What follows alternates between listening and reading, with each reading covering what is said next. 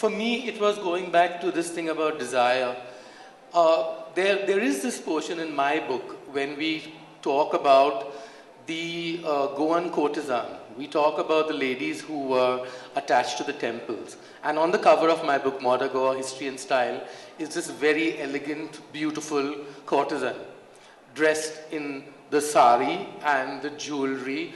And she looks splendid. I mean, I would take her as a modern model anyway. But I think there's more to it than that, because in the book, they talk about an older courtesan.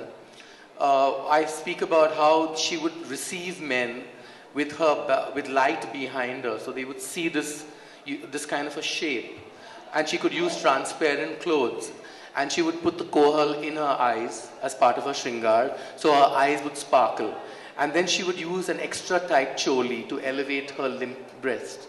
And this entire description was so fascinating because it went beyond shringar, and I actually had a much difficult time. You said 40 diets? 43, oh God. I actually wrote this book in 11 years. It took me 11 years because I said I want to go back to that, not just the Portuguese time, which everyone thinks of in Goa. I wanted to go back to the first mother goddesses, and even earlier than that.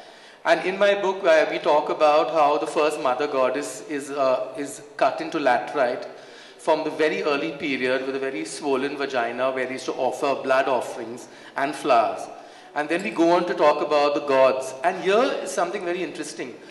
We speak about the gods, we speak about Shiva in this constant state of adornment, which is basically only ash and a tiger skin, and possibly a vegetal or a valka leaf, of which we have one in the Pernem Palace. But by the time we come to Vishnu, he is so beautifully dressed, always in this pitambri or yellow silk dhoti or kind of loincloth, lots of ornamentation, so much so that weavers all over India worship Vishnu because they consider that weaving and the knowledge of weaving came from his navel.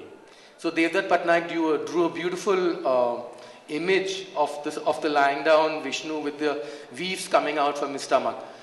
What was interesting also for me was when we went and spoke about Goan gods, which is so much part of our lives, apart from just beauty, because they are the representation of final beauty.